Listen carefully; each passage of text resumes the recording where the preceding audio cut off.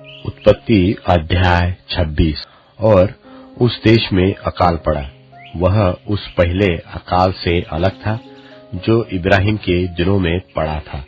सो इसहाक गरार को पलिश्तियों के राजा अबीमेलेक के पास गया।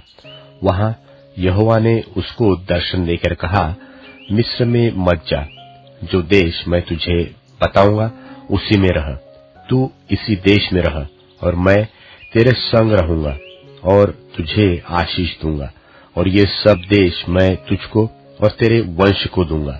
और जो शपथ मैंने तेरे पिता इब्राहिम से खाई थी उसे मैं पूरी करूंगा, और मैं तेरे वंश को आकाश के तारागण के समान करूंगा, और मैं तेरे वंश को ये सब देश दूंगा, और पृथ्वी की सारी जातियां तेरे वंश के कारण अपने को धन्य मानेगी, क्योंकि इब्राहिम ने मेरी मानी और जो मैंने उसे सौंपा था उसको और मेरी आज्ञाओं, विधियों और व्यवस्था का पालन किया।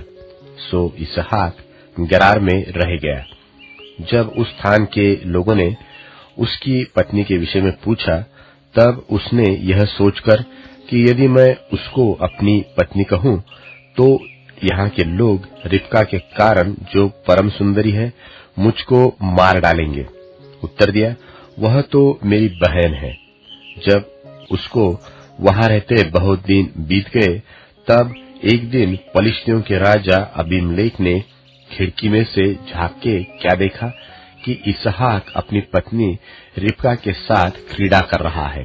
तब अबीमेलेक ने इसहाक को बुलवाकर कहा, वह तो निश्चय तेरी पत्नी है, फिर तूने क्यों कर उसको अपनी बहन कहा? इसहाक ने उत्तर दिया, मैंने सोचा था कि ऐसा न हो कि उसके कारण मेरी मृत्यु हो। अबीमेलेक ने कहा, तूने हमसे यह क्या किया? ऐसे तो प्रजा में से कोई तेरी पत्नी के साथ सहज से कुकर्म कर सकता और तू हमको पाप में फंसाता। और अबीमेलेक ने अपनी सारी प्रजा को आज्ञा दी कि जो कोई उस पुरुष को व उस स्त्री को छुएगा वो निश्चय मार डाला जाएगा। फिर इसहाक ने उस देश में जोता बोया और उसी वर्ष में 100 गुना फल पाया, और यहोवा ने उसको आशीष दी और वह बढ़ा और उसकी उन्नति होती चली गई, यहाँ तक कि वह अति महान पुरुष हो गया। जब उसके भेड़ बकरी, गाय बैल और बहुत से दास दासियां हुई, तब फलिश्ती उससे डाह करने लगे। सो जितने कुएं को उसके पिता इब्राहिम के दासों ने इब्राहिम के जीते जी खोदा था, उनको फलिश्तियों ने मिट्टी से भर दिया।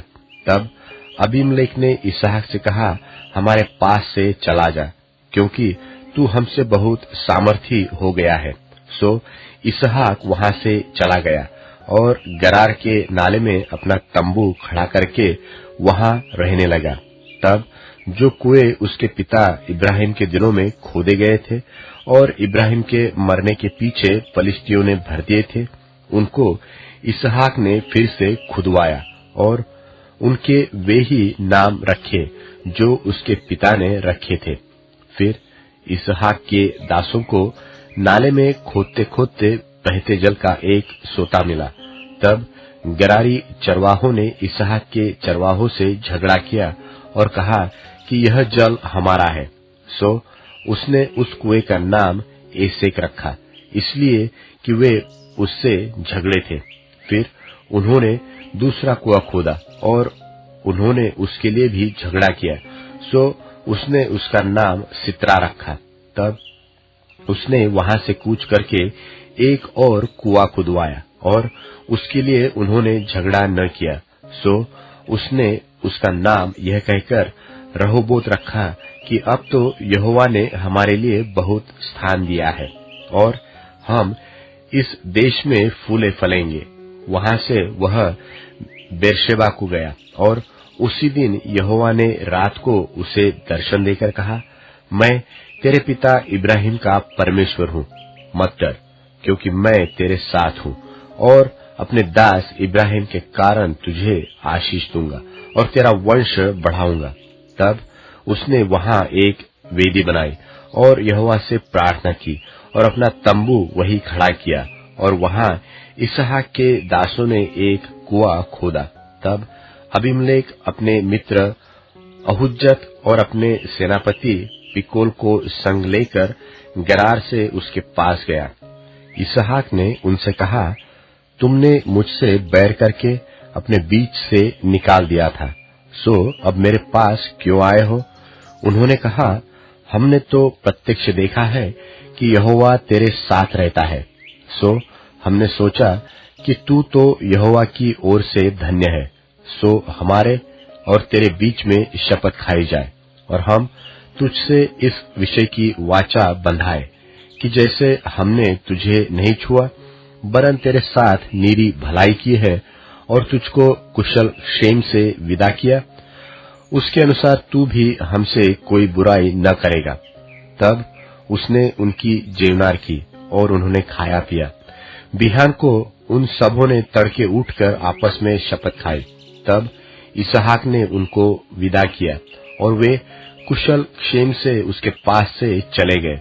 उसी दिन इसहाक के दासों ने आकर अपने उस खोदे हुए कुएं का वृत्तांत सुना के कहा कि हमको जल का एक सोता मिला है। तब उसने उसका नाम शिबा रखा। इसी कारण उस नगर का नाम आज लो बेरशेबा है। जब एसाव 40 वर्ष का हुआ तब उसने हित्ती बेरी की बेटी यहूदीत और हित्ती एलोन की बेटी बाशमत को ब्याह लिया, और इन स्त्रियों के कारण इसहाक और रिबका के मन को खेद हुआ।